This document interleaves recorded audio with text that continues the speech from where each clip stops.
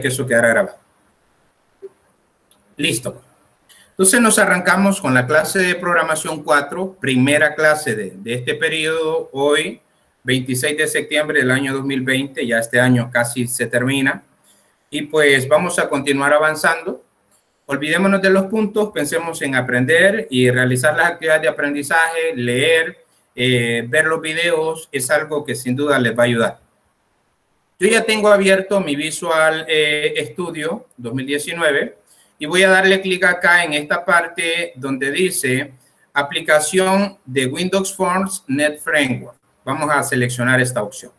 Aplicación de Windows Forms Net Framework, le vamos a dar clic en siguiente y le voy a dar un nombre. Entonces, por favor, todos le vamos a poner biblioteca y le vamos a poner nuestro nombre. Por ejemplo, en mi caso, yo le voy a poner Edwin Bautista. Usted le va a poner su nombre como Ethan Cruz, un ejemplo, Misael Sánchez, y ahí el nombre que usted quiera. Entonces, usted le va a poner biblioteca sin espacio y le va a poner su nombre. ¿Por qué hacemos esto? Pues con el afán de que al final usted no pueda pasarle el trabajo a alguien más, porque si le pasa el proyecto y él le cambia el nombre, ese proyecto queda hasta cierto punto inservible. Hay que meterle muchísimo trabajo para poder levantarlo nuevamente. Entonces, una vez que hemos definido el nombre de nuestro proyecto, lo voy a cambiar de ubicación. Entonces, le voy a dar clic en este botón acá, este que dice examinar. Por defecto, les mencionaba en clases anteriores, periodo pasado, que en la versión 2019, por defecto, se almacenan en el disco local C, en la carpeta usuarios. Dentro de la carpeta del usuario que esté utilizando el equipo, hay una carpeta llamada Source y luego está la carpeta Repos. Pero usted puede guardarlo ahí, no pasa nada. Lo único que yo quiero es que esté más accesible. Entonces lo voy a mover al disco local C. Entonces le vamos a dar a examinar. Me voy a ir acá al disco local C y le voy a dar clic en seleccionar carpeta, que significa que dentro del disco local C se va a crear una carpeta con el nombre Biblioteca Edwin Bautista.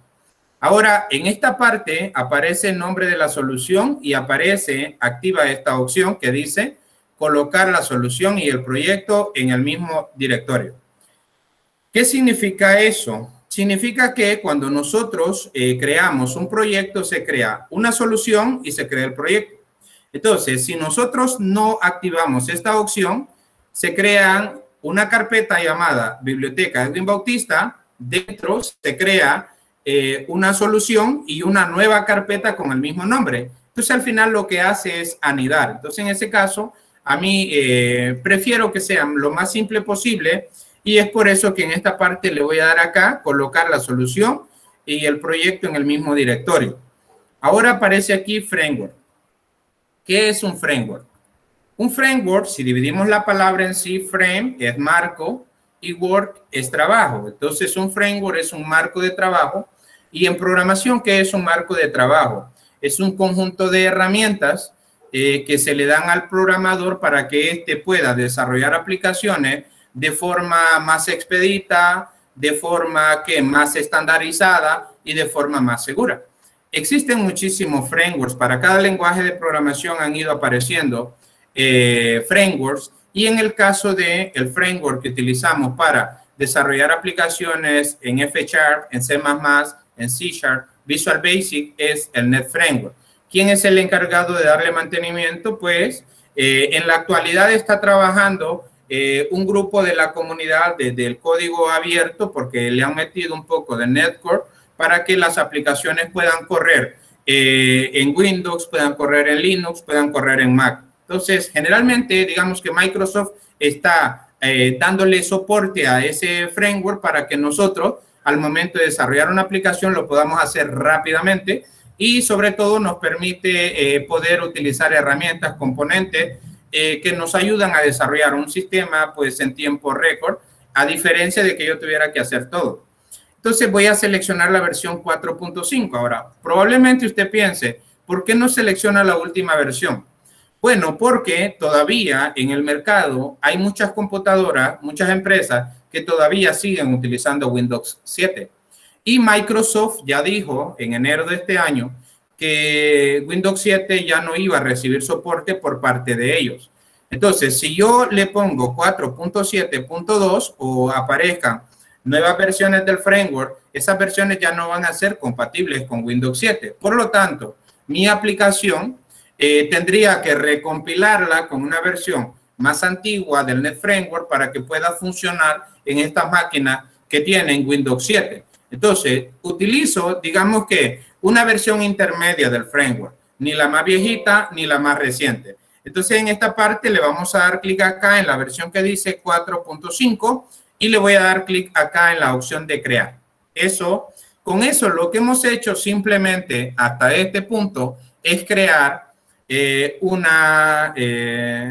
nuevo proyecto. Hasta ahí estamos bien.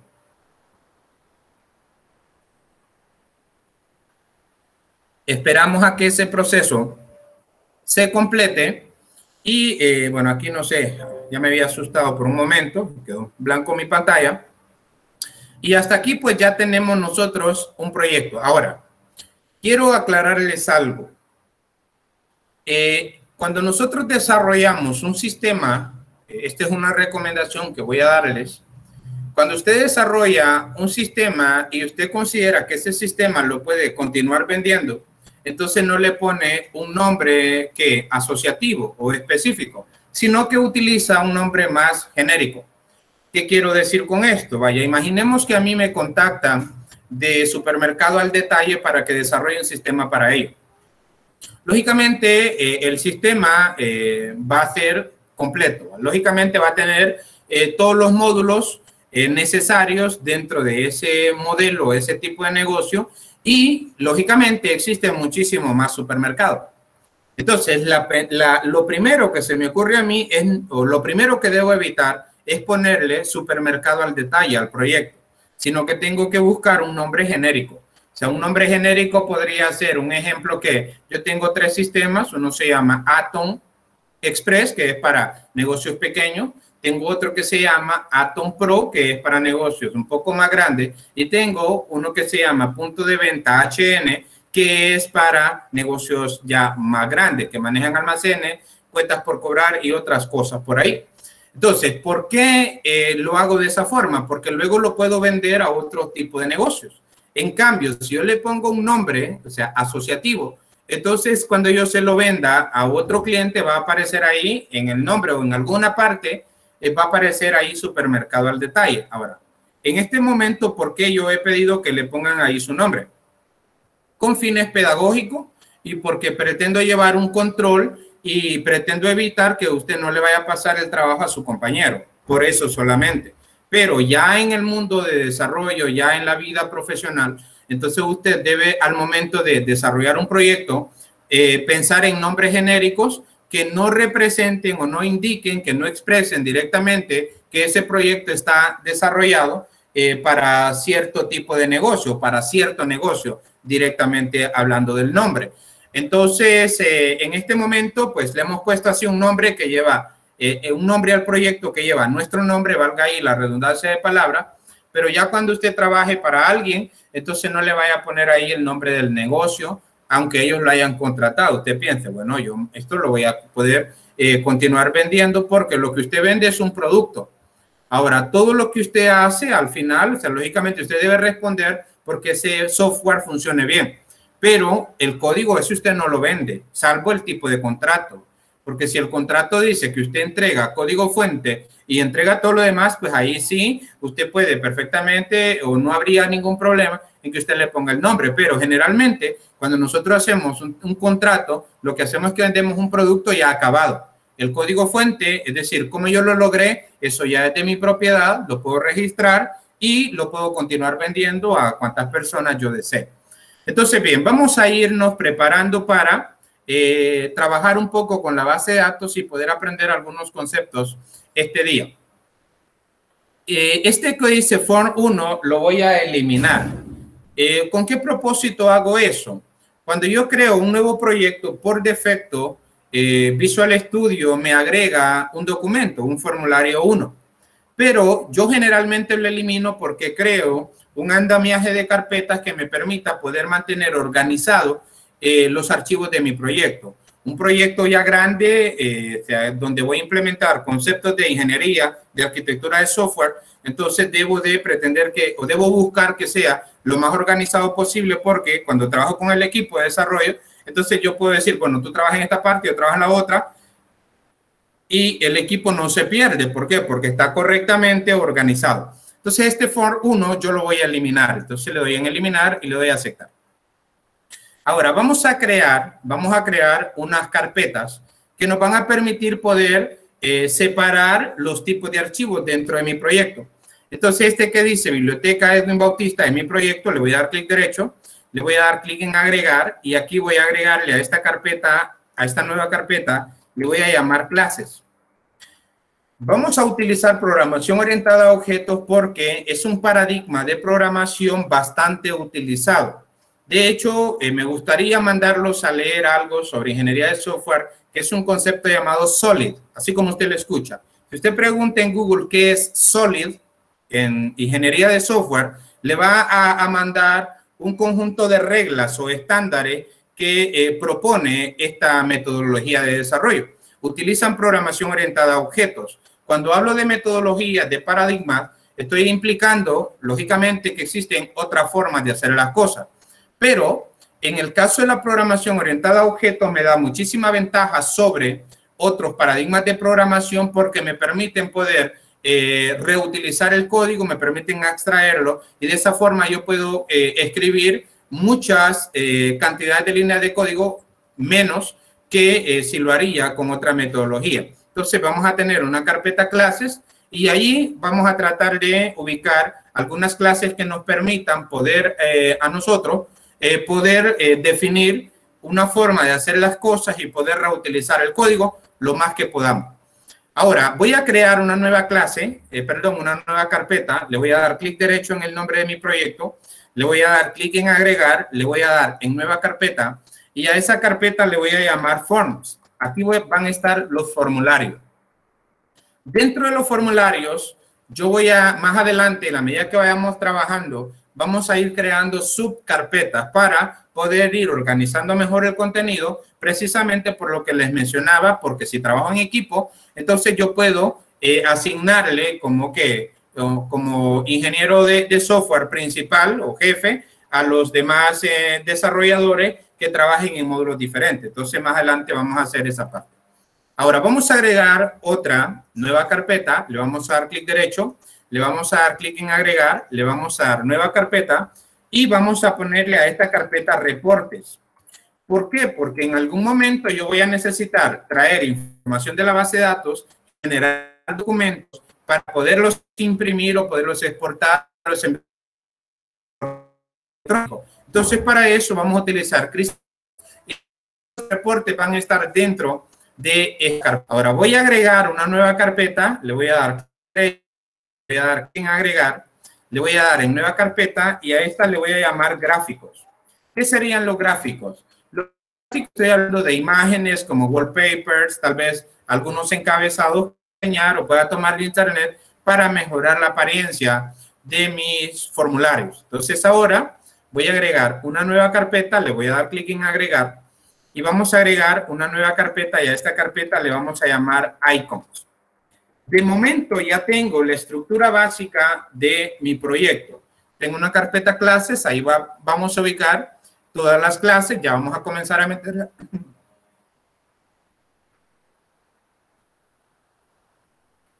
Ya vamos a comenzar a meter algunas que yo ya les voy a compartir el enlace para solo copiar y pegar y comencemos a trabajar con eso, puesto que esa clase ya en algún momento le hemos trabajado. Luego tenemos la carpeta Forms, que es donde van a estar todos los formularios y ya los vamos a organizar en subcarpetas. Luego tengo gráficos, ahí van a ser imágenes. Luego sería la carpeta Icons y luego tenemos la carpeta Reportes y vamos a crear una nueva carpeta que se va a llamar Storage o almacenamiento, como usted quiera. Yo estoy siguiendo que el estándar de los frameworks con los cuales he trabajado. Entonces le voy a dar clic en agregar, le vamos a poner nueva carpeta y le vamos a poner Storage. ¿Qué significa? Que todos los archivos que formen parte de mi proyecto, o sea, como imágenes y todo eso que yo necesita mover dentro de mi proyecto, lo voy a mover a la carpeta Storage. Entonces ahora estamos listos hasta este punto y ahora vamos a hacer lo siguiente. Le vamos a dar ahora aquí en clases y vamos a agregar una clase. Vamos a darle clic en clases, le vamos a dar agregar y le vamos a poner aquí clase. Y a esta clase le vamos a llamar app, así, app de aplicación. Ese va a ser el nombre de nuestra clase. Ya le voy a explicar todo lo que vamos a hacer ahí y vamos a comenzar a agregar otras clases. App. Entonces, le voy a dar clic en agregar. Entonces ya tengo una clase app. La voy a cerrar por el momento. Solamente quería agregarla. Ahora voy a agregar una nueva clase siempre dentro de la carpeta clases. El objetivo de la carpeta clases es almacenar todas las clases, lógicamente. Le voy a dar en agregar, le vamos a dar nuevamente en clase y a esta clase le vamos a llamar env. Y le vamos a dar clic en agregar. El término env significa environment o entorno. Entonces ahí vamos a definir, por ejemplo, el nombre de nuestra aplicación, variables de conexión a la base de datos, entre otras cosas. Entonces, hasta ahí ya lo tenemos. Ahora, vamos a crear otra carpeta, otra clase, perdón. Dentro de clase voy a crear una nueva clase, le voy a dar clic en agregar y le vamos a poner a esta clase, le vamos a ponerle acá donde está, en clase, y a esta le vamos a poner database, así, database. O database, perdón, database. Ya hemos agregado 3 clases. Una carpeta app, ahí van a ver algunos datos de nuestra aplicación. Va a estar una carpeta database y vamos a tener un archivo llamado env. Y luego vamos a tener aquí otra clase que le vamos a llamar helpers porque el término helper es un ayudador, un ayudante. Y en algunos casos necesito crear métodos que me permitan poder realizar de forma más fácil ciertas tareas. Entonces a esta clase le vamos a llamar helpers. Y le vamos a dar clic en agregar. Con eso nosotros ya tenemos las clases con las cuales vamos a trabajar. Una clase llamada app, una clase llamada database, una llamada env y otra clase llamada helpers. Con eso vamos a ir adelantando. Entonces vámonos a la clase app. En la clase app, lo primero que nosotros vamos a definir es un dato importante, el nombre de la aplicación. Entonces acá yo voy a crear una propiedad pública, estática y del tipo cadena. Y se va a llamar app name. Se recomienda, o sea, es una convención que estas propiedades estén en mayúscula. Es una convención de la ingeniería de software. Entonces aquí dice un public static string app name. Entonces, ¿cuál sería el nombre de la aplicación? Imagínense que yo le puse, al momento de crear el proyecto, si fuera para vendérselo a una biblioteca, pues le hubiera puesto ¿qué? Un nombre que genérico.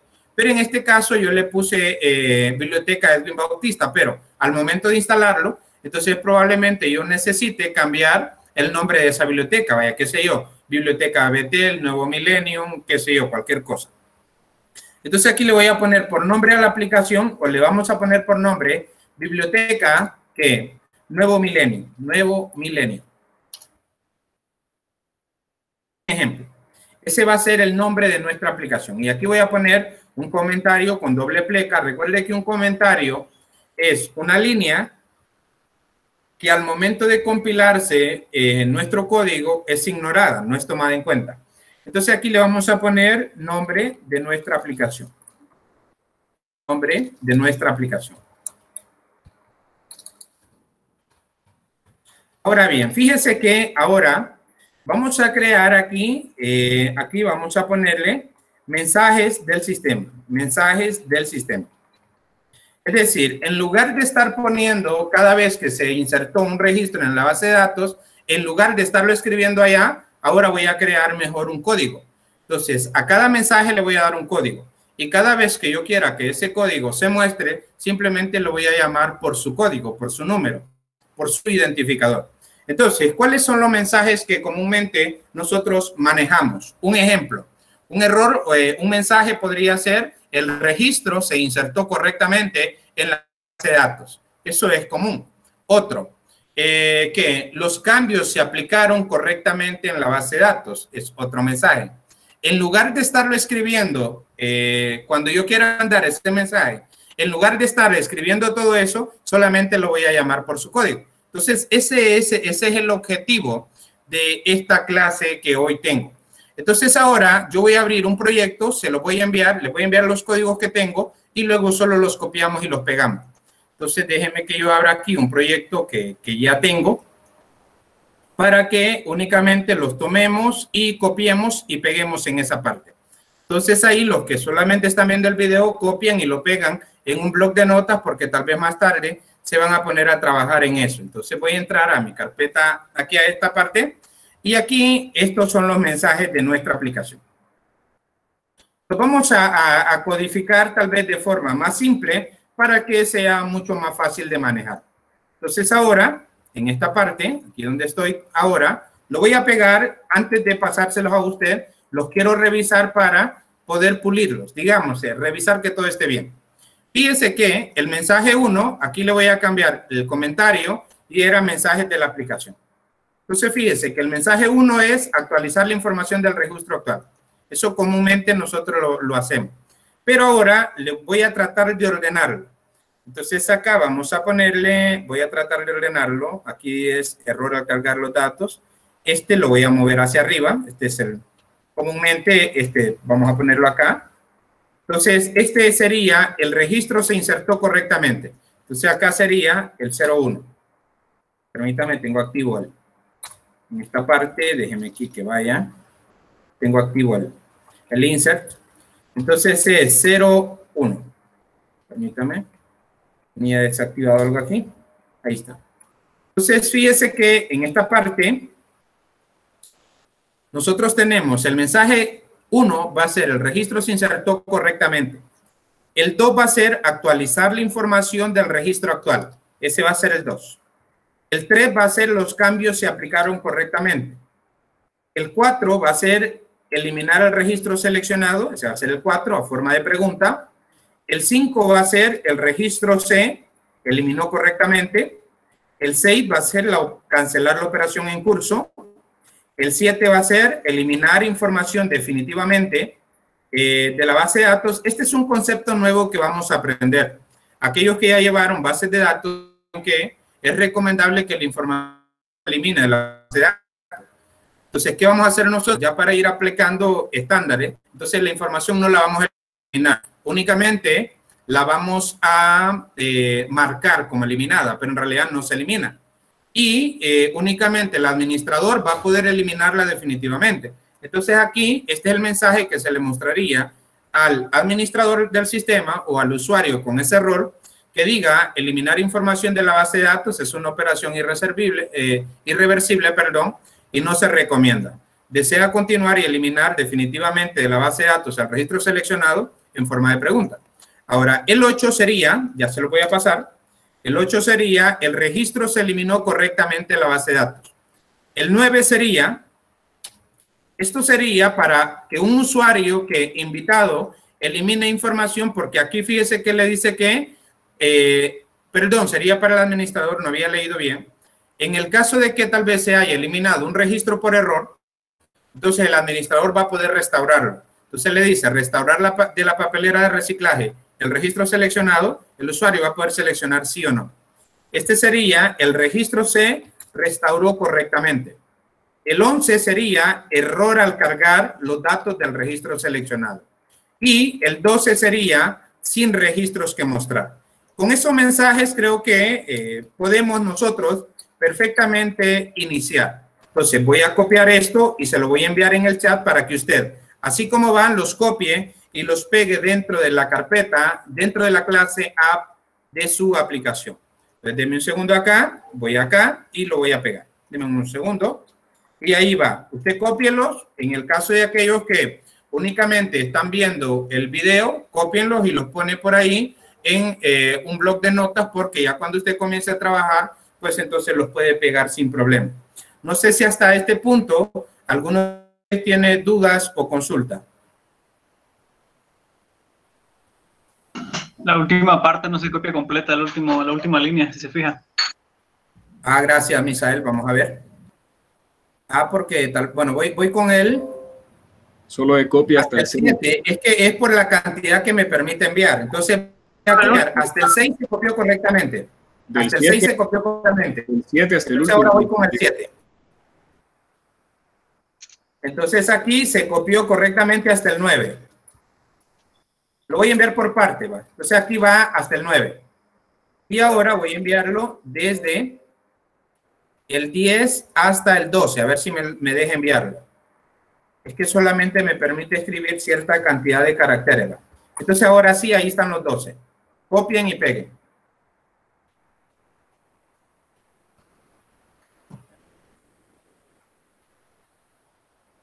Copien y peguen. Me avisan ustedes cuando ya hayan copiado y hayan pegado.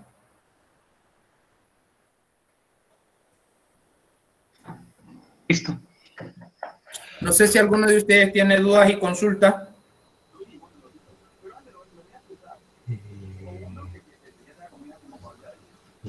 Bueno, continuamos entonces. Continuamos aquí. Muy bien. Le mencionaba que algo que yo comencé a implementar, bueno, a veces nosotros aprendemos a programar, como les digo, pero de forma desordenada y a veces sin fundamento, sin tener una línea clara hacia lo que vamos a hacer. Entonces, en la medida que vamos estudiando la ingeniería de software, entonces nos vamos dando cuenta de cómo nosotros podemos organizar mejor nuestra aplicación para que sea más simple. Es decir, ahora, en lugar de mandar este mensaje, yo simplemente voy a llamar a este. En lugar de escribir todo esto, simplemente voy a acceder a este y voy a mandar este. En la medida que vamos trabajando con esta metodología, nos vamos memorizando los códigos y ya de esa forma, pues nosotros en algún caso queremos cambiar un mensaje, no tengo que ir a cambiar en todas las partes donde lo puse, sino que únicamente voy a la parte que tiene que el catálogo de mensajes. Al editar allí, automáticamente se va a actualizar en cualquier parte donde hayamos utilizado. Ahora bien, hasta aquí, ¿qué es lo que hemos hecho? Tenemos el nombre de nuestra aplicación y tenemos los mensajes de la aplicación. Ahora, voy a cerrar esta parte de acá, voy a cerrarla, guardar, voy a cerrar acá y me voy a ir hasta esta parte de que dice Database, en Database. Y en Database yo le voy a enviar un enlace ahora mismo, pero mandarles el enlace a lo siguiente. En esta parte de acá vamos a poner using system.data. Esto, fíjense que esta es la primera librería que voy a insertar. Using system.data. Voy a esperar a aquellos que van trabajando conmigo, que tal vez tienen dos pantallas y están haciendo. Avíseme, porfa, si me están viendo. Listo, vamos bien. Aparentemente estoy compartiendo. Muy bien. Sí, vamos. Ahora, aparte de system.data, vamos a ponerle un using system.windows.forms. Esta librería, si le explico así, ¿qué ocurre detrás de escena? Dentro de data se encuentran objetos como data tables, por ejemplo, data adapter, que nos permite poder trabajar con datos. Entonces, yo no puedo crear un data table aquí si antes no he importado la librería que contiene el objeto, la definición del objeto. En el caso de Windows Forms, pues con frecuencia yo necesito enviar mensajes al usuario y esa parte del mensaje box.show está dentro de esta librería de la windows.forms. Y ahora, como vamos a trabajar con SQL Server, le vamos a poner using system.data .SQL client. En esta parte quiero hacerles mención que al momento de, imaginemos nosotros, por ejemplo, que vamos a ir a hacer nuestra práctica o que vamos a trabajar para una empresa que por cuestiones de licenciamiento no utiliza SQL Server, sino que utiliza MySQL. En ese caso, lo que debemos hacer es agregar una referencia a nuestro proyecto. Aquí en referencias le damos agregar referencia, instalamos el MySQL Connector ese lo podemos descargar directamente de la página de MySQL. Agregamos la referencia y en lugar de especificar esta librería, tendríamos que especificar mysql.data.mysql client. De la misma forma, si tal vez vamos a desarrollar una pequeña solución para la empresa y vamos a utilizar Access por cuestiones de comodidad y cuestiones de portabilidad, entonces, en ese caso, tendría que utilizar el OLDB, así ve. Using system.data.oldb. Esta es la librería que Microsoft ha desarrollado para los desarrolladores que deben utilizar Microsoft Access como gestor de base de datos. Entonces, estas son las tres librerías que necesitamos. System.data, system.windows.forms y system.data.sql client. Ahora, dentro de Database, yo voy a compartirle ahora mismo un archivo que ya subí, vamos a copiar y vamos a pegar. Entonces, en esta parte yo ya lo tengo, le voy a dar clic derecho, le voy a dar obtener el enlace para compartir. ¿Por qué? Porque esto ya lo hicimos. Entonces, ahora yo se lo voy a dar para que solamente lo copiemos y lo peguemos y comencemos a utilizarlo. Pues aquí le vamos a poner cualquier persona con el enlace. Le voy a dar copiar enlace y ahora mismo se lo voy a disparar acá. Descarguen ese archivo, solamente descárguenlo. Yo le voy a explicar luego qué es lo que tenemos que hacer con ese archivo una vez que usted lo haya descargado. Acceda.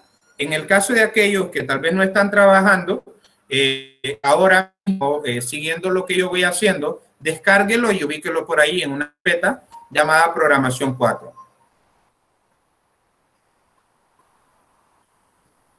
Me avisan, porfa, cuando lo hayan descargado. ¿Mira, Misael? Ya está.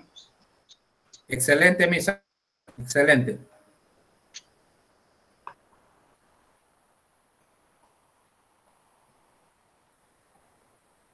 Excelente, excelente. Muy bien.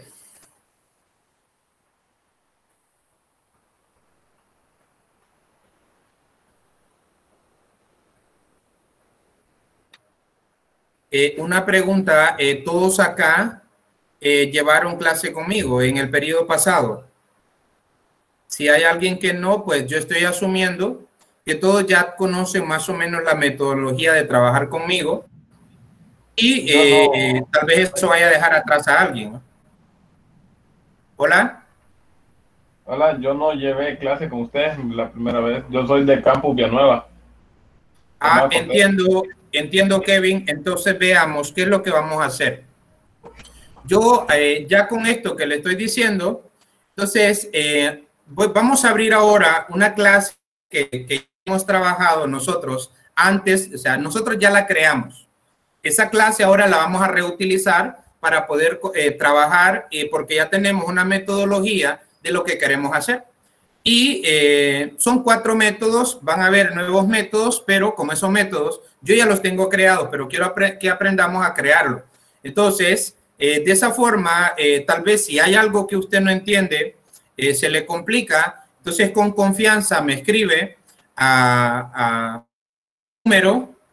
Está en el grupo, supongo, de WhatsApp. Entonces usted me escribe y cualquier cosa que usted no entienda, se le complique, con confianza me puede consultar y yo con mucho gusto le voy a auxiliar. De igual forma, voy a tratar de ser lo más expresivo posible, explicarlo de mejor manera para que usted vaya entendiendo y ahora mismo que veamos los métodos se va a dar cuenta usted el por qué es importante esta clase y las mejoras que le vamos a ir agregando, pues lo vamos a ir haciendo juntos para que usted entienda cómo trabajamos con programación orientada a objetos. Muy bien, muy bien. Voy a suponer que ya todos descargamos el archivo. Yo lo tengo por acá, me parece que lo copié en el escritorio. Entonces lo voy a abrir, abrámoslo. Y lo voy a copiar desde acá, desde donde dice propiedades de la clase Atom. Yo le cambié el nombre. Hasta abajo. Le puede dar usted control E si desea o control A si está. Copie eso que dice destroy. Control C. Entonces, copiamos todo eso. Una vez que usted le haya dado control C, nos vamos a ir a nuestra clase database y aquí lo vamos a pegar, control V. Entonces ahora, fíjese que está marcando un error ahí, pero ya nosotros lo vamos a corregir. Ahora no desesperemos por ello, ya mismo lo vamos a corregir. Veamos ahí qué es lo que tenemos. Avísenme si ya todos pegaron el contenido del texto aquí con ustedes dentro de la clase database. Listo, ya estuvo. Muy bien, gracias, Misael. Ahora bien, en esta parte voy a aprovechar para explicarles o para que hagamos memoria de algo.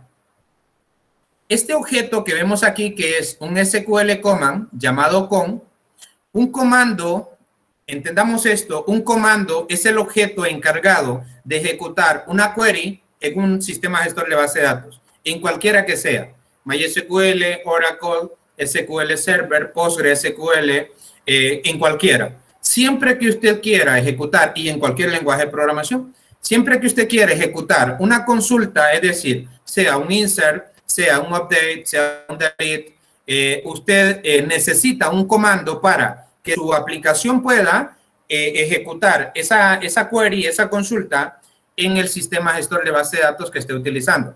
Es por eso que aparece como propiedad. Solamente que aquí librería se llama Atom, pero yo aquí le vamos a cambiar el database.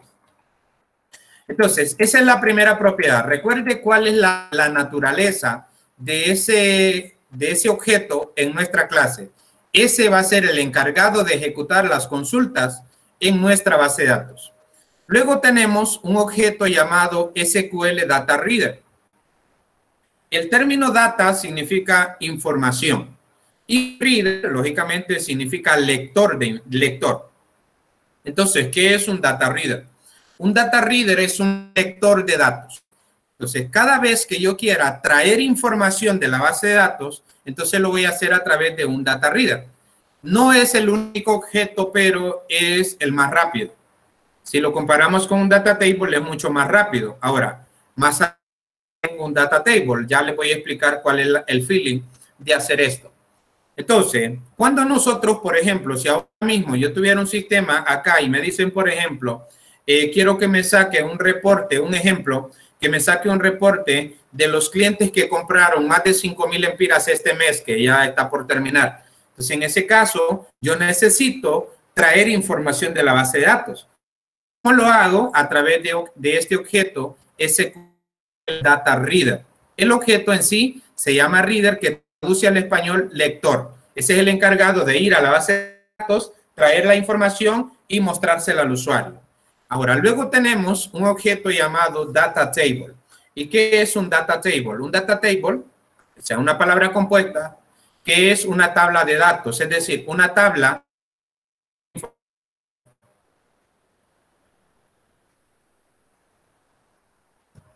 Para nosotros poder simplificar el trabajo ya del lado de la pantalla, ya después de haberlos traído de la base de datos, es mucho más fácil trabajar los datos en un data table.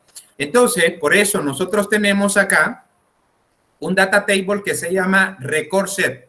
El término record significa registro y set significa conjunto. Es un término que se utiliza mucho en el desarrollo y que tiene un significado, lógicamente. Vamos a ver qué dice Google, qué es un record set. Vamos a ver qué es un record set. Voy a entrar a Wikipedia para que vayamos entendiendo qué es un record set. Es un término técnico, pero que lógicamente tiene un significado. Aquí está simple. Un record set es una estructura de datos usada en programación cuya utilidad es la de almacenar información desde una tabla de una base de datos. ¿Qué significa? Que cuando yo hablo de un record set, estoy hablando de una estructura de datos que me permite poder almacenar temporalmente la información que yo traje de la base de datos. Lo voy a volver a decir más pausado. Cuando yo hablo de un record set, estoy hablando de una estructura de datos, como una matriz. O sea, los que llevamos programación 2, ya entendemos qué es una matriz. Entonces, Un record set es una estructura de datos que me permite poder almacenar en ella temporalmente los registros que yo traigo de una base de datos. Es como una carretilla en el supermercado. En esa carretilla usted va ubicando todos los productos que desea comprar. Se usa con frecuencia para obtener registros, escuche, provenientes de bases de datos y almacenar el resultado de las posibles consultas que se realicen. Más claro, imposible. Entonces, nosotros tenemos un data table que le llamamos record set por su naturaleza, su finalidad. Es decir, con Reader yo leo la información en la base de datos y la traigo. Ahora, en el data table, en el record set, es donde yo almaceno esos datos para podérselos mostrar al usuario y que pueda hacer todo lo que él desee en la interfaz que yo haya trabajado. Regáleme un poco más. Luego tenemos acá una propiedad del tipo cadena llamado query. ¿Y qué es un query? Un query es una consulta. ¿Y qué es una consulta? En programación, una consulta es una instrucción que lógicamente tiene un significado para el sistema gestor de base de datos. Entonces puede ser un insert, puede ser un update, puede ser un delete, puede ser un select. Eso es un query. Entonces, yo tengo una variable del tipo cadena, una propiedad, mejor dicho, del tipo cadena que es query. Y dentro de query es donde yo voy a construir las consultas que deseo que ejecutar en la base de datos. Sea que necesite un insert, sea que necesite un update, sea que necesite un select o necesite un delete. Ahora, aquí yo ya tengo 4 métodos. Tengo un método llamado find. El término find del inglés, utilizado en otros frameworks, significa encontrar. Y el método find, o sea, encontrar, hablándolo en español, el método encontrar, la finalidad que tiene, la naturaleza que tiene, es encontrar información en la base de datos y traérmela. Ese es el significado. Ya había perdido la costumbre y estoy entiendo un poco afectado. Pues bien, entonces, cuando a nosotros nos mandan a buscar algo, bueno, yo soy del área rural, soy de Quesailica, y recuerdo que a veces mi abuelo me decía, bueno, vaya a traer que la yegua, vaya a traer el caballo, un ejemplo. Entonces, ¿cuál era mi finalidad? Ir, buscarlo, encontrarlo y traerlo. En este caso, nuestro método find es el que vamos a utilizar siempre, escúcheme, siempre que nosotros necesitemos traer información de la base de datos. No importa de qué tabla sea, no importa qué condiciones, no importa si le voy a pasar un criterio de ordenación, el método find tiene la inteligencia, o tiene que decir, tiene la inteligencia para poderse que un principio o una cualidad de la programación orientada a objetos es el polimorfismo. Significa que se adapta. Entonces, este método find recibe por parámetro el nombre de la tabla desde la cual yo quiero traer la información, el método, el parámetro files que me permite poder especificar qué campos quiero traer. Luego tiene un parámetro opcional que es una condición y luego tiene un parámetro que también es order by. Este conjunto de condiciones que vemos acá me permite a mí poder armar la consulta en función de la necesidad. Es decir, si no hay ninguna condición y no hay criterio de ordenación, simplemente armo la consulta pasándole la lista de campos y el nombre de la tabla. Eso es si no hay condición y no hay criterio de ordenación. Ahora, es probable que me hayan pasado una condición, pero no me hayan pasado un criterio de ordenación. Escuche, si esto se cumple, significa que hay condición. Y si esto se cumple, significa que no hay criterio de ordenación. Entonces, en ese caso, lo que hago es que armo la consulta indicando la lista de campos que quiero traer, el nombre de la tabla, de donde la cual la voy a traer, y le paso la condición para poder traer la información que realmente necesito. Ahora, ¿qué pasa si estas dos condiciones de acá se cumplen? Esto indica que no hay condición, pero sí hay criterio de ordenación. En ese caso, fíjese que no le paso ninguna condición, sino que le paso un criterio de ordenación. Y esta última condición lo que hace es que verifica que haya condición y haya criterio de ordenación. Por lo tanto, pasa una condición y pasa también un criterio de ordenación. Ese es el método find. Finalmente, aquí retorna el resultado que haya devuelto esa consulta. Ya vamos a corregir esta parte. Luego tengo un método llamado save. El método save, aquí como el comentario lo dice, es el encargado de insertar registros en la... Cada vez que quiera almacenar información en la base de datos, voy a utilizar el método save. El método save es de la tabla en la cual quiero insertar los datos. Tengo la lista de campos que tiene la tabla, lista de valores que quiero insertar.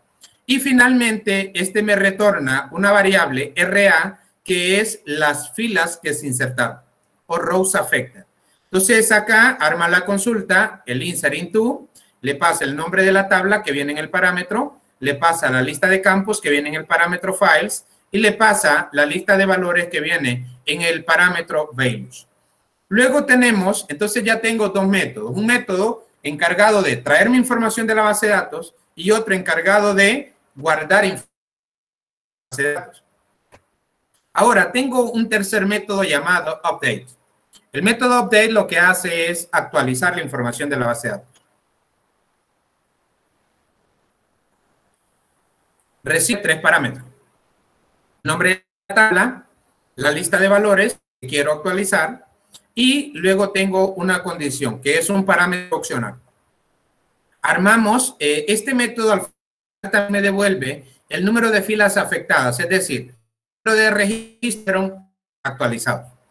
Entonces aquí armo la consulta en el caso de que no haya condición y en el caso de que haya condición, entonces le paso aquí el parámetro condition. Tenemos más abajo, ya vamos a corregir esos errores.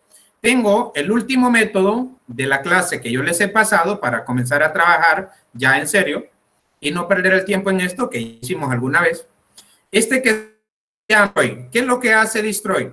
También es un método que van a encontrar en otros frameworks. Entonces, este método destroy lo que hace es que elimina la información de la base de datos. Y aquí está, eliminar la base de datos. Recibe como parámetro el nombre de la tabla de la cual deseamos eliminar la información y recibe también como parámetro opcional la condición. Cuando no hay, entonces simplemente va a ejecutar el delete. Ahora, cuando haya una condición se la va a pasar. Y finalmente me va a retornar el número de filas eliminadas. Ahora vamos a hacer lo siguiente. Vamos a tratar de ir corrigiendo este error para ver si hoy podemos hacer ya parte del trabajo en la base de datos. Entonces ahora vámonos a la parte que dice database. No, en database es donde estamos.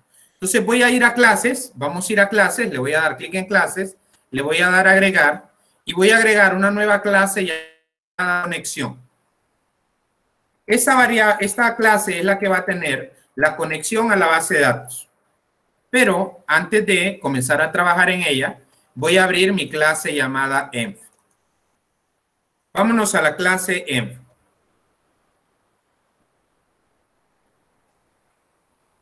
Muy bien. Dentro de la clase env, aquí en la parte superior, voy a llamar a tres librerías, a las mismas. Un using system.data. Vamos a llamar a using system.windows.forms. Y luego vamos a llamar a using system.data.sql client. Hasta aquí. En realidad, ya pensándolo bien, en la clase env, pensándolo bien, voy a replantear, analizándolo, esta no la necesito. No necesito ni la data, ni Windows, ni SQL Client. Discúlpenme ustedes. Lo voy a quitar. Entonces, acá en la clase env aparecen en muchos frameworks. En la clase M es donde se definen variables globales, variables de conexión a la base de datos, aparecen variables para el envío, recibo de correos electrónicos, para hacer broadcasting, seguridad y muchísimas cosas más.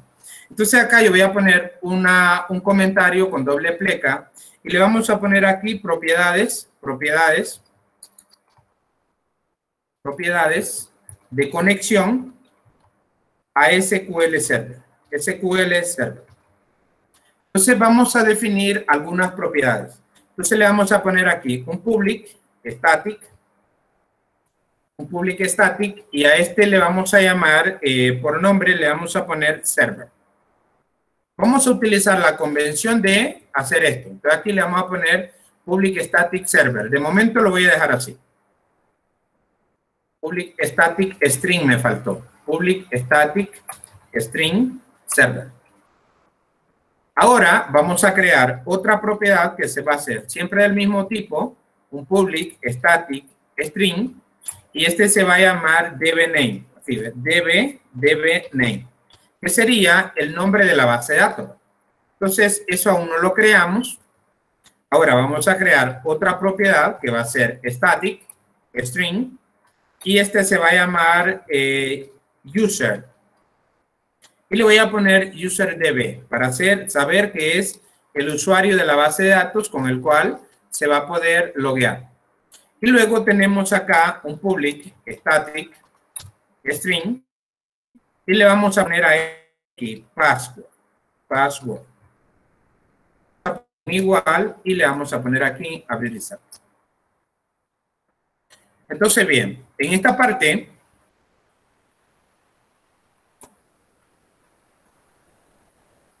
vamos a hacer lo siguiente. ¿Cómo vamos a trabajar con SQL Server? Vamos a ir a abrir el SQL Server Management Studio. En el caso de que tal vez alguno de ustedes no lo tenga, déjenme que busque algo por acá. Y les voy a mandar el enlace donde explico cómo descargarlo y cómo comenzar a utilizarlo. Denme un segundo por acá. Vamos a entrar aquí a mi canal. Ya les envío el enlace. Me voy a ir a listas de reproducción. Me voy a ir aquí a programación 3. Y por acá en algún video yo grabé cómo descargar y cómo instalar SQL Server. Vamos a ver. Aquí está instalación de Microsoft SQL Server. Y el siguiente video habla también sobre la instalación del Management Studio. Y en el 14, la configuración básica. 12, 13 y 14. Entonces se los envío ahora mismo acá para que aquellos que tal vez no lo tengan instalado, hayan formateado el equipo en estas vacaciones, o tal vez hayan cambiado de computadora, entonces puedan hacerlo. Recuerde, video 12, 13 y 14. Y todavía creo que en el 15 explico cómo introducirnos un poco en SQL Server. Entonces, bien, una vez que ya nosotros tenemos estas propiedades definidas, lo que nos falta es setearles los datos. Entonces, para ello, voy a abrir el Management Studio. Entonces, voy a entrar a SQL Server Management Studio. Vamos a entrar. Entremos al Management Studio.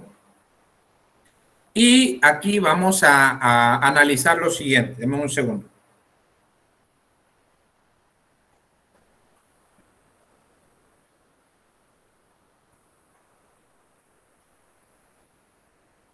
Esperemos ahí a que nos cargue.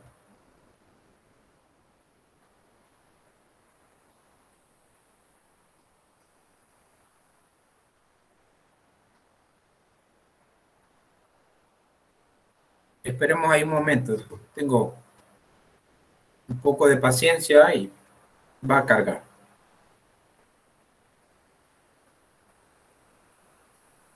Espero no me truene la computadora. Así, el problema es que, bueno, miren, yo tengo un huesito por ahí. Es una máquina, digamos que básica, pero con paciencia trabajo. Entonces, bien, aquí vamos a recapitular en algo. Una vez que para nosotros poder trabajar con SQL Server, necesitamos generalmente tener instalados dos componentes. Número uno, necesitamos tener instalado el motor de base de datos y necesitamos tener instalado el motor de, el entorno gráfico de administración. El entorno gráfico de administración se llama así, Microsoft SQL Server Management Studio, en este que estamos. Pero, lógicamente, lo que hace el Management Studio lo que hace es que busca un motor de base de datos, se conecta con él y nos permite poder administrarlo. Si usted no tiene instalado el motor de base de datos, pues el Management Studio no va a poder establecer conexión y no le va a permitir trabajar de esta forma. Una vez que usted haya entrado a esta parte, entonces aquí aparece Server Name. En Server Name, entonces esto es diferente a lo que usted tiene. Esto acá es totalmente diferente a lo que usted ahora mismo tiene en pantalla. Entonces, este es el nombre de mi servidor. Le voy a dar Control C, Control C, y aquí en esta parte donde estaba, donde dice Server, lo voy a pegar. Ahí lo vamos a pegar. Entonces, una vez que nosotros hayamos hecho esto, lo pegamos. Y ahora, aquí donde dice DBName, pues eso todavía aún no creamos la base de datos. Ya tengo definido qué nombre le voy a poner. Entonces, el nombre de la base de datos va a ser biblioteca. Aquí no tengo problema. Otra cosa que no debo hacer es ponerle el nombre del negocio. O sea, sino que sea un nombre genérico. Entonces, vaya a biblioteca. Ahora, en UserDB o UserDB Database, aquí usted ya tiene un usuario registrado. En el caso de que usted no tenga un usuario registrado, pues va a entrar con Windows Authentication y va a poder conectarse y va a poder crear un usuario. En mi caso, pues como ya la mayoría trabajado, solamente ahí Kevin me decía que no. Entonces yo le voy a sugerir que vea los videos, que haga la instalación, el Dudo Consult, estoy a la orden, para que pueda crear su usuario. Entonces aquí tenemos en login, Bautista, y mi contraseña de desarrollo es 123. ¿Qué significa esto? Que cuando yo estoy desarrollando pongo una contraseña básica, pero ya un entorno de producción, es decir, ya cuando voy a poner este sistema en otra computadora, en ese caso, ya voy a ponerle una contraseña mucho más segura. Entonces acá tenemos 123, entonces ahora le doy clic en Connect. Voy a poderme conectar. En esta parte, entonces acá donde dice UserBD, le voy a poner mi nombre de usuario. Mayúsculas y minúsculas es importante, ya que si yo pusiera eBautista en mayúsculas, al momento de hacer la validación de los en SQL Server, pues va a tronar y no me va a dejar acceder. Y en la contraseña de la misma forma. Si utilizo letras, mayúsculas y minúsculas, debe escribirla de forma idéntica a como usted lo creó, porque una mayúscula hace totalmente diferente todo. Entonces, de momento tenemos acá en la clase que significa environment. ¿Qué es environment? Es entorno. Y un entorno me permite poder definir una serie de propiedades en una clase que me permitan pues poder gestionar de forma más profesional, más simple, los entornos de mi base de datos o de mi aplicación en forma general. Entonces, bien, una vez que ya tenemos esto, entonces me voy a ir a Database. Entonces me voy a Database. Y aquí fíjese que ya conexión no me da error. Entonces ahora lo que tengo que hacer es dentro de conexión crear esto que dice método. Close connection, ends connection. Entonces me voy a ir a conexión y aquí en conexión sí voy a necesitar las tres librerías. Entonces le vamos a poner using system.data, punto y coma, también using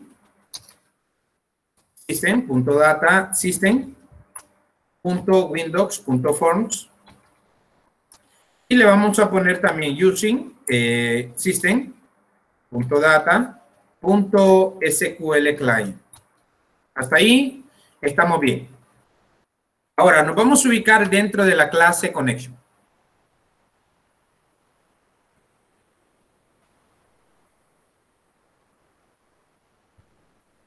Dentro de la clase conexión. Ahora, dentro de la clase conexión yo necesito definir una variable de conexión. En este caso, la variable de conexión es de SQL. Si fuera la necesidad o fuera el caso, tal vez de conectar con MySQL, crearía un objeto SQL Connection. Si fuera Access, entonces le pondría OLDB Connection. Pero en este caso, como es con SQL Server, Entonces, el objeto que yo necesito es un SQL connection. Pero antes de eso, yo necesito crear una variable. Entonces, a esa variable le vamos a llamar un public string. Un public string. Y le vamos a llamar, a este le vamos a llamar connection string. Y le vamos a poner aquí igual, abrir y cerrar comillas. ¿Qué es esto? Entonces aquí lo voy a poner, aquí le voy a poner variable, cadena de conexión, conexión. Es decir, en esta variable connection string, string significa cadena y connection significa conexión. Entonces, connection string es cadena de conexión. Y en esta parte es donde yo voy a poner la cadena de conexión para poderme conectar con mi aplicación. Ahora, en este momento, fíjese que yo me pude haber ahorrado esta parte de acá. Esto lo pude haber quitado, pero lo que yo quiero es que al momento de poner en producción mi aplicación, poder hacer esto de forma automática. Es decir, ahorita lo tenemos de esta forma, pero una vez que entendamos cómo funciona, luego vamos a refactorizar esta parte para poderlo hacer de forma automática. Entonces acá yo necesito hacer lo siguiente. Hay un sitio en internet llamado connectionstrings.com. Connectionstrings.com. Ahora mismo les envío el enlace acá y en el chat para que lo vean. Connectionstrings.com es un sitio que nos permite poder visualizar o poder acceder a cualquier cadena de conexión independientemente del sistema gestor de base de datos que estemos utilizando. Es decir, ahí podemos obtener la cadena de conexión para cualquier sistema gestor de base de datos que haya existido en el mundo del desarrollo. Entonces ahora, en esta parte, todos estos que ven acá ustedes son sistemas gestores de bases de datos, todos estos.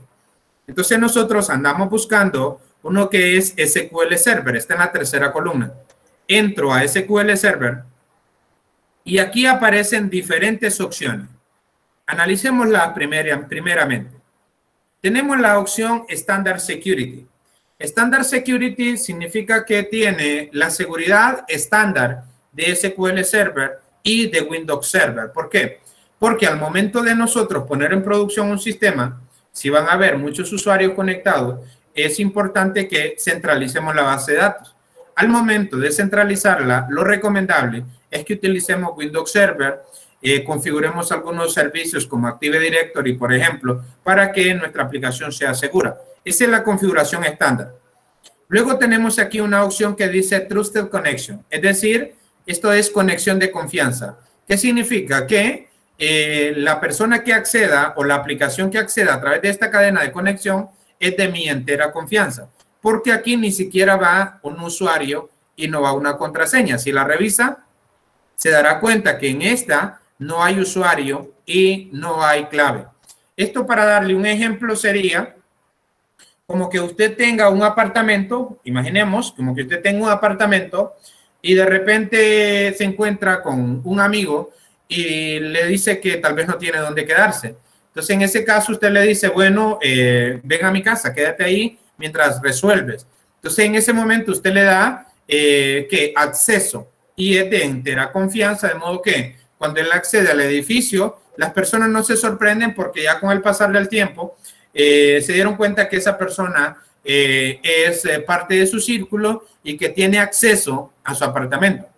Ahora, en este caso, si nosotros queremos que una persona, imaginemos que esta persona va a acceder únicamente cuando usted esté ahí, un ejemplo. Eso sería un Trusted Connection. Ahora, ya si nosotros le damos una llave, sería la primera opción, que es seguridad estándar. Eso indica que para que esta persona pueda acceder a su apartamento necesita tener una llave para poder abrir, lógicamente, el llavín. Luego tenemos aquí una opción que dice conexión a una instancia de SQL Server. En esta parte es cuando nosotros estamos trabajando en red y queremos conectar a una instancia de SQL Server en X servidor. Entonces aquí le ponemos el nombre del servidor y le ponemos el nombre de la instancia. Luego lo demás, nombre de la base de datos, usuario, clave y lo demás. Luego acá dice que utilizando el puerto que no es estándar, en SQL Server. Entonces, en este caso, debe usted especificar el puerto por el cual se estableció la conexión. Ahora, también se puede conectar vía IP.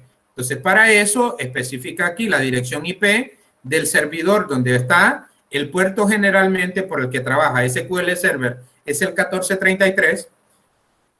Aparece la librería de red y lo demás.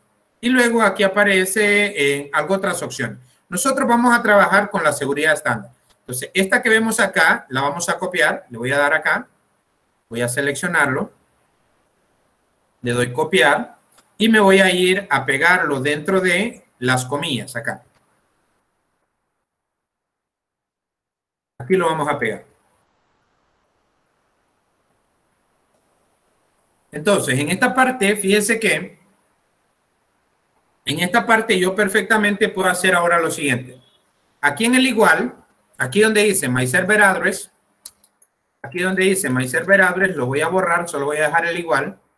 Donde dice My Database, también lo voy a borrar y voy a dejar solamente el igual. Donde dice User ID, voy a dejarle solamente el igual. Y donde dice My Password, también le voy a dejar solamente password. De momento así, solamente para que entendamos cuáles son los parámetros necesarios que debe tener una cadena de conexión con Standard Security para poderse conectar con SQL Server. Nombre del servidor, nombre de la base de datos, nombre de usuario y clave. Ahora quiero que hagan lo siguiente.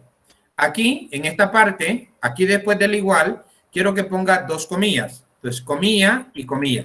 Y aquí, en medio de las dos comillas, ponga un símbolo de más.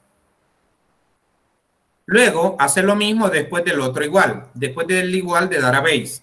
Le va a poner dos comillas dobles y en medio va a poner el símbolo de más.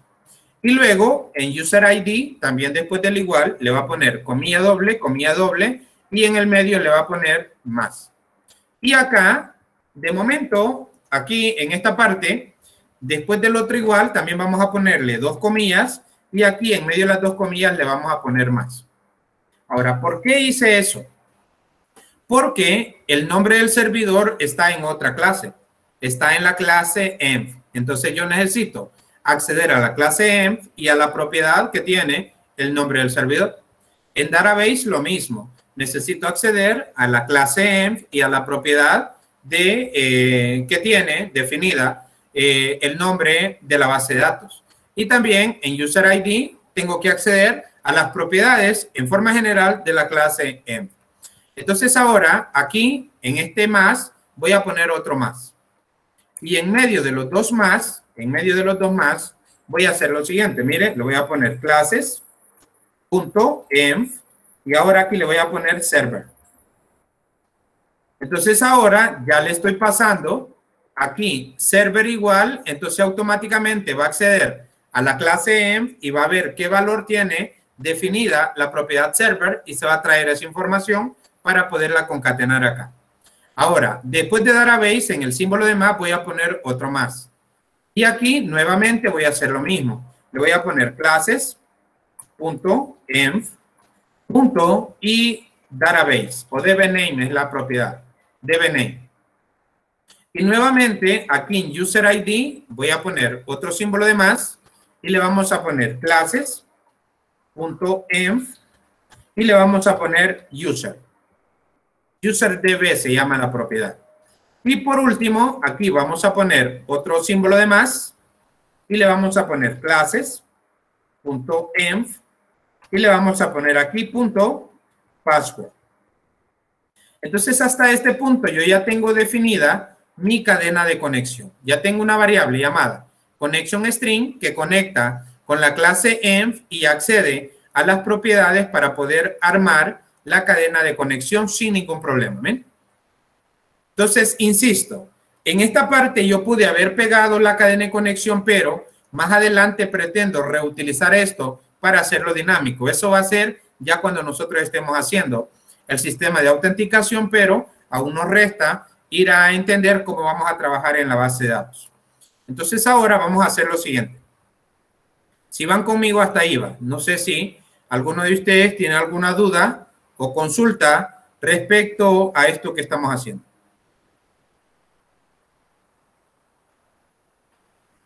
El símbolo de más lo que hace es concatenar, es decir, unir dos cadenas.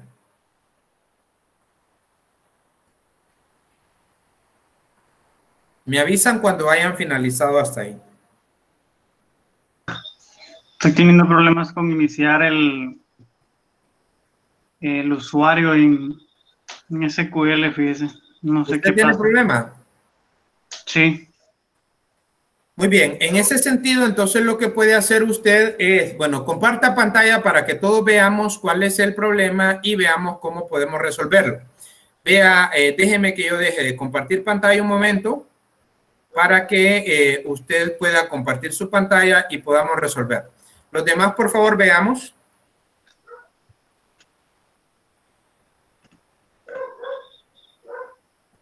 Listo, estamos ahí. Ahí va entrando. Por ejemplo, si entra lo que es a lo que es a este, si me permite, tengo tengo lo que es el usuario y todo, pero aquí está el usuario, pero cuando quiero iniciar con el usuario no me permite. Ok, en ese caso puede pasar lo siguiente. Quiero que entre con autenticación de Windows. Dele conectar. Sí. Entremos con autenticación de Windows. Le voy a explicar lo siguiente.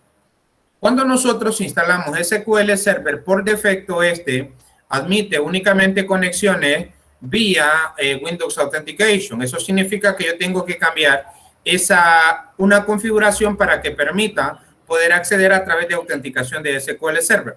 ¿Cómo verificamos eso? Donde aparece el nombre del servidor en el lado izquierdo, lo primero, arriba, lo primerito, lo que está en azul, le da clic derecho y le da propiedades. Vamos hacia abajo, le damos en propiedades, esperemos a que nos cargue y en la parte izquierda aparece general, memoria, procesadores, aparece una opción que dice seguridad. Vámonos a seguridad. Abajo donde dice seguridad. Y en seguridad, si ustedes se fijan, por favor, no cambie nada aún. Fíjense que dice ahí una opción, todos prestemos atención, que dice autenticación de servidor y aparece activada la opción que dice modo de autenticación de Windows. Eso significa que, aunque usted haya creado los usuarios o el usuario, no va a poder acceder porque la configuración de SQL Server tiene especificado que únicamente se puede acceder a través de autenticación de Windows. Entonces, en ese caso, cambiamos a la segunda opción, donde dice autenticación de ahí, seleccione esa y le da clic en aceptar. Le da clic en aceptar y ya con eso le está diciendo que debe reiniciar. ¿Cómo reiniciamos el servidor? Ojo acá, algo que nos puede pasar con frecuencia. Fíjense que cuando un sistema ya lleva en producción mucho tiempo, es común, como a veces cuando usted está conectado a un router y todo iba bien, pero de repente dejó de funcionar. Y curiosamente, el sistema se restablece cuando usted reinicia. Entonces, lo mismo ocurre a veces con este tipo de sistemas. Si alguna vez todo está bien, pero no se puede conectar al servidor, manda algún error, entonces tal vez sea necesario que usted reinicie el servidor. ¿Cómo reiniciamos? Siempre dele clic derecho sobre lo que está seleccionado en azul, que es el nombre del servidor, le da clic derecho y nos vamos hasta la parte de abajo donde dice, mire a ver si aparece una opción que diga reiniciar. Ahí está, dele clic en reiniciar. Al darle clic ahí, entonces nos va a pedir que confirmemos si realmente deseamos reiniciar y le damos que sí. Esperamos a que el servicio de SQL Server se reinicie y luego pues desconectamos y volvemos a conectar. Ahora, allá arriba aparece la opción de desconectar. Ahí mismo, dele ahora en autenticación de Windows, de SQL Server. Se vino la lluvia, ya se va a complicar trabajar, pero vamos a ver hasta qué punto llegamos. Y póngale la contraseña.